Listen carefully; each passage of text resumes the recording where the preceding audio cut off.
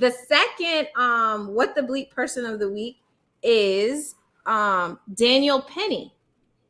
Daniel Penny is the former U.S. Marine who killed a houseless person by putting him in. Wasn't that in New York? Huh? Was that in New York? Yes, Mr. Neely. Yeah. And it's on video. He is putting him in a chokehold. There's a black person there and some other black people that are watching it. Obviously, it's on the subway, so it's in the open. And he wasn't arrested on scene. He went to sleep in his bed that night after Jordan Neely was killed. And it's an unpopular opinion, but there's a lot of people currently in New York. Obviously, they're protesting, they're marching. It's a big deal. A houseless person, is killed on the subway he has mental health issues. He did not directly threaten or become violent or touch any person or the person who actually ended up killing him.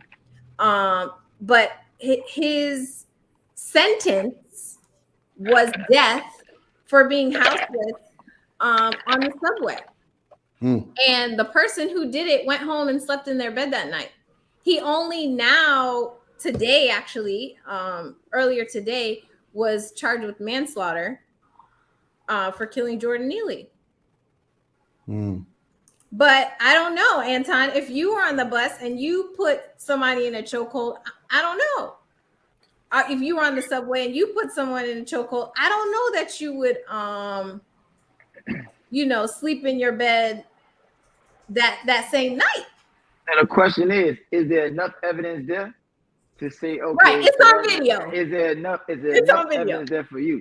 Because for me, it's like this. Like, I try to, as somebody who worked in like this, have done civil rights work, you know what I mean, and worked on trial, like, bro, I think everyone up on this panel can affirmatively say that this criminal justice system is inherently flawed. That's for sure.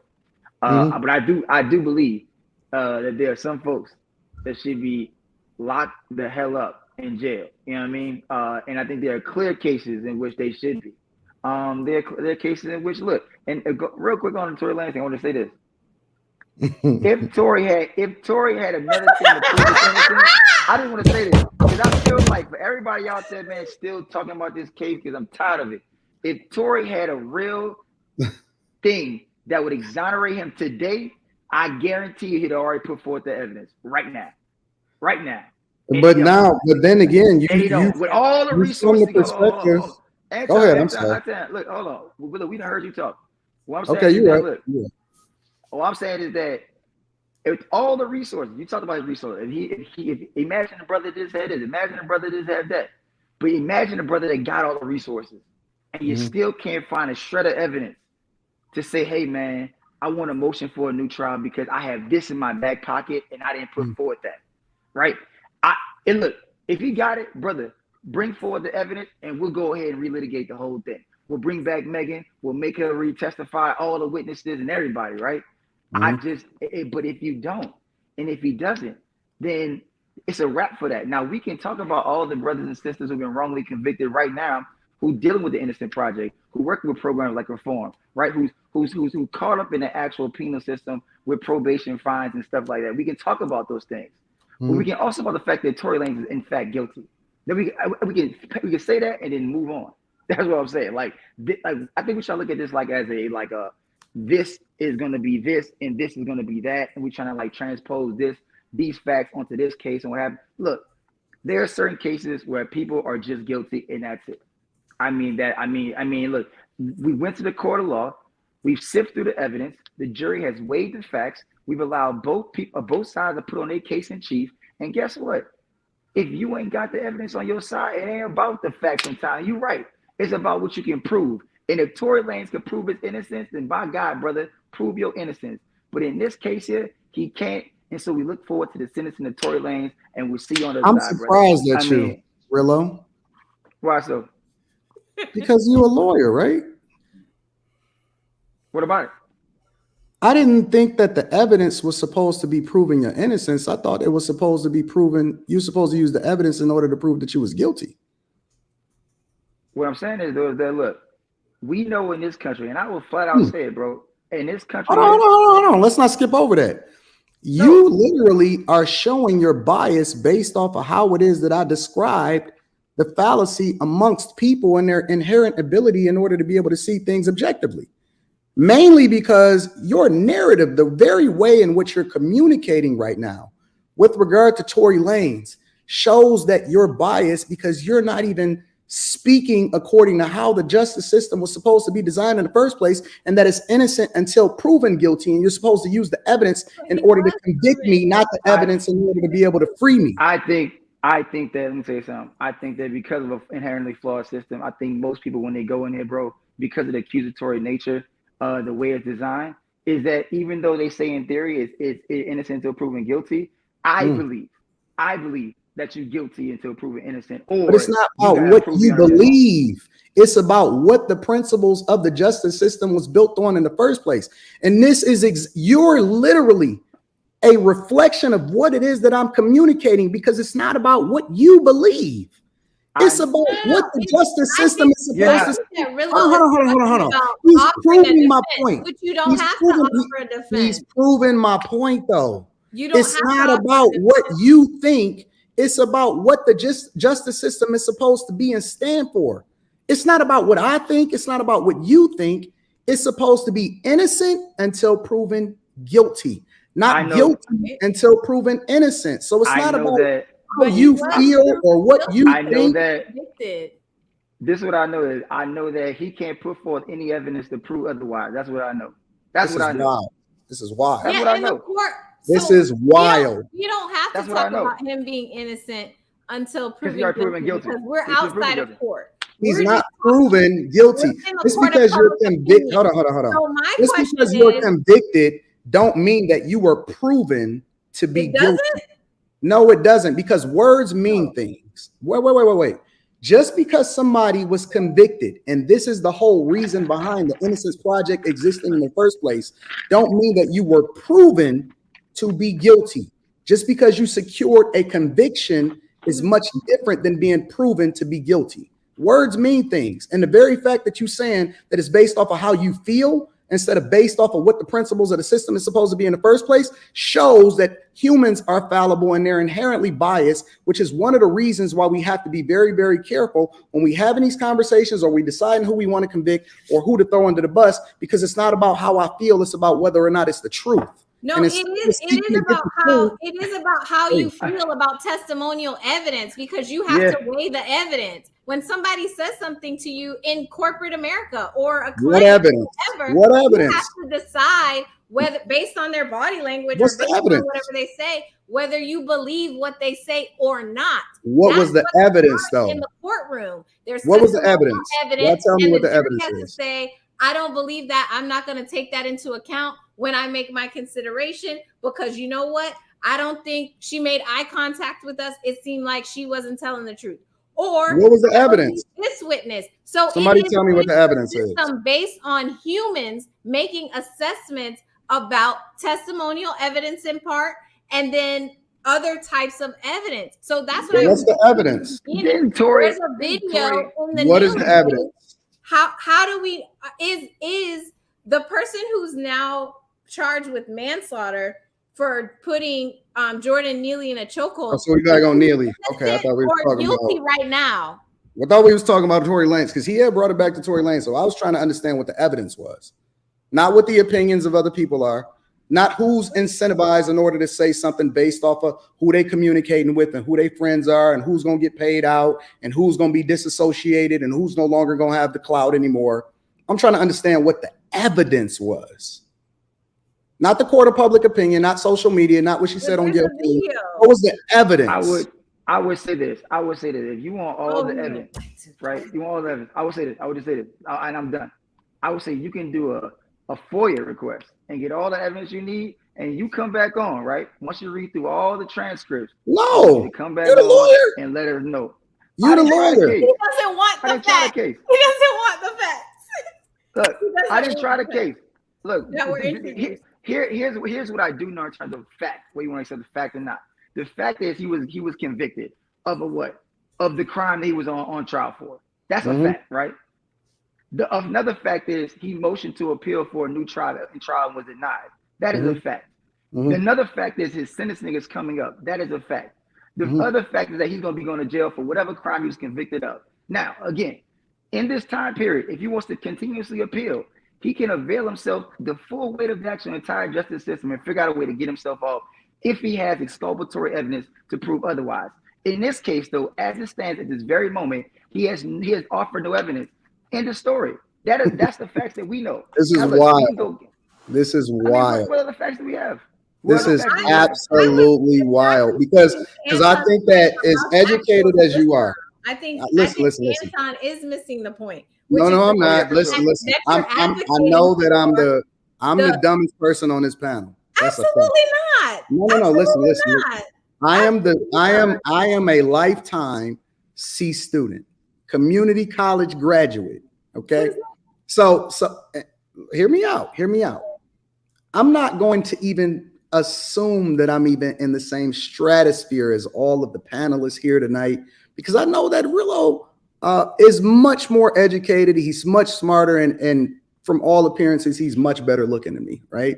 So we're inclined as an audience to look at him and say, you know what? I believe him. I think that this guy, considering what his credentials is, his background, his ability to be able to communicate effectively, and that he's a much better looking guy than Anton from AntonDaniels.com, is correct. However, from a C student's perspective, I'm observing one thing, and it's very difficult for me to come off of that one thing. And the one thing that I'm observing is that I know this to be true, that he's completely avoiding what it is that I asked him in the first place. And the question was, what is the evidence that we're using to convict Tory Lanez, and that we're assuming that he was innocent until proven guilty, unless we take into consideration the court of public opinion and social media?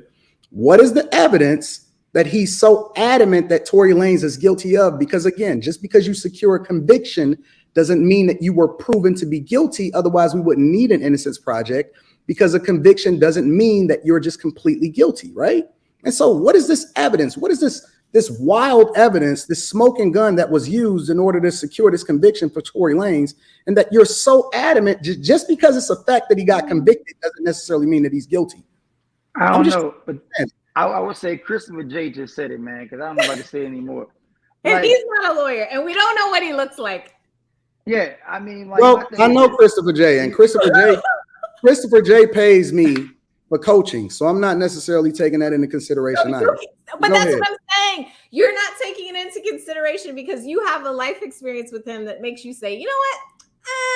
I hear what you're saying, but I don't really. Well, he's leaning on Christopher J instead of leaning on exactly what I asked. That is exactly what a jury does. That is exactly why we need diverse juries, because we need a jury that's going to be able to say, based on my life experience, I'm in the Escalade. Where is the security guard at? Why he not testifying? Why y'all didn't put on your phones when all this stuff was going down? You need a diverse jury in order to make those decisions. And we don't have that, because a lot of times Black jurors or Black potential jurors disqualify themselves from participating in jury selection and then jump in the comments or come online and are all up in arms. Tory innocent, free Tory. It's like, well, when you get your jury summons, make sure you show up for jury selection. Don't self-eliminate yourself from the jury. And then you have an opportunity to have a say when it matters, when it's actually going to make a difference, as opposed to you're just saying stuff to say stuff. That's my point. That's my point, that we are making decisions. The jury is making a decision based on their life experience, based on what they're being told, because that's their bias, and their bias. That's what a trial is. And their bias. Add that in there. Look, bro, I don't think anybody's going to disagree with you that people don't come in any space with biases. Like, we harbor biases. That's just a human element. I was like, I'm glad you admitted it. But that doesn't change my sentiments on like whether it's Tory Lanez case is, right? I think we could talk about another case, and I could tell you that, hey, this is how the facts came out, whatever the case may be. But sure, I'm looking at the evidence presented and the evidence not presented by, which is in this case Tory Lanez, and he's put nothing forward So you don't want to go to the next everybody case. You want to go to. You want to stay on this one. But Okay. we could talk about Neely. Rulo is mad because you called him handsome. No. I mean, look. Hey, it is what it is. Hey. Man. I can't control anything. But I mean, we can talk about Neely, man. Honestly, I don't even know what we're talking about here about the Neely case. I mean, honestly, like, I really don't. I mean, I get it. There's another case where somebody's going to be innocent until proven guilty. But like, bro, you choke somebody out on the bus and like everybody saw it. Like, I mean, what we talking about? Oh, we gonna say that? Oh, we gonna say that the brother stepped in as a third party kind of like savior and saved the whole train from this brother doing some like illicit and lewd acts against people and violent acts against people on the train? I don't know. I'm pretty sure that'll be somewhere in form of his affirmative defense in terms of he wasn't just defending himself. It was also people on the train. I'm pretty sure that's going to be part of the defense. Yeah, that defense has already been introduced. That's what I'm saying. So it's he gave a statement prior to the charges being launched against him. He came out with a statement. He said, Jordan Neely, he's sorry to his family. He gives condolences to his family, and he didn't intend on ending his life, that he was, holding him in this manner for other authorities to come and respond to the situation. So there goes the manslaughter, and there goes the manslaughter right there. He didn't have intent to do it, but hey, heated passion though. Guess what? That's exactly what manslaughter is, folks. So you got to prove that. Hey, look, actually, even though it was in a heat of passion, I was doing it in self-defense, not only myself but others on the train, right? And that some way somehow he got caught up in the whole act of like saving the day that he killed his brother. I mean, that's really what it's going to boil down to. So, I mean, I think I don't know. We'll see. Because and things are on video, like Anton was saying, it shouldn't just be testimonial evidence, right? This is a case where there's video evidence, but it's still going to have to be interpreted. So it's going to have to be interpreted in terms of, okay, we're all seeing him put Jordan Neely in a chokehold, but his interpretation is, hey, I was just holding him. I didn't mean to end his life. That wasn't my intent. I was trying to save other passengers on the train. We have to interpret a video, which what else? Another case that happens in? Shankola Robinson's. No, that's way different. No, it's not. Because it's the same in that there's video. It's the same an interpretation that's being made. Even though there's a video, it still has to be interpreted. There's still going to be an interpretation of the video that's going to be given by someone's perspective that is inherently biased. And then someone's going to have to decide based on what they see and what they think, what's going on in the video, what's happening, which is what happened in the George Floyd case. Derek Chauvin introduced all this evidence to say, listen, we're all seeing him choke this guy out. That's what I saw anyways. But Derek Chauvin was like, no, that is not what you're seeing. You are seeing me trying to secure the scene and stop this man from doing XYZ. And you're actually seeing him overdosing, having a heart attack, and going into respiratory failure. That was his interpretation of what was occurring. And this is something that's on video. So it's not even what you're saying, which is we can't just have testimonial. There was a whole video. And it was still up to interpretation. It was still had to be decided whether or not what we were seeing with our own eyes was actually what we were seeing with our own eyes. So that's why I'm saying it's always going to come back to the jury. It's always going to come back to them weighing the evidence and making those decisions, and the attorneys selecting a jury that they think is going to be able to do that in as least biased manner as possible for their client, because both sides want certain things in a juror, and then the idea is that everybody's wants and needs are going to cancel out each other, and then you're going to get that neutral panel. That's the idea. Whether it happens every single time, whether there's stealth jurors who are going to go on the to voir dire and just lie because they want to be, their vigilante justice is in the jury panel. We're not. I know Anton probably watched Runaway Jury at least one too many times. Right, we're not sophisticated enough as a community. My dog said, "Hey man, every damn jury a Runaway Jury." I mean, like I said, it's probably few folks that do that. I mean, honestly, you don't know, right? You really don't. But I think that, like, as somebody who sat on, a few trials in my day, like, and I like, honestly If you about to talk about Tory again, no, because I feel like you about to. No. Oh, okay. I think generally speaking, like, the cases I've seen, the people that have been innocent, or at least like the prosecution can prove their case, they walked away scot-free. And then the folks that didn't really have a case, or really the evidence was slanted against them,